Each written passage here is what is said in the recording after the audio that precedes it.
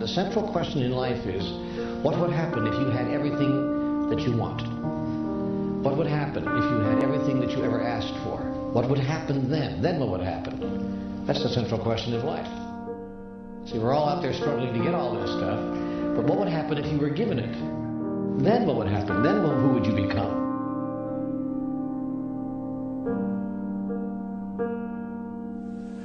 If all this is gone, who am I?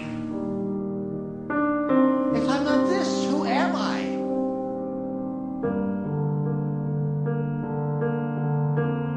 And when I got who I was not, I got, for the first time, who I could really be.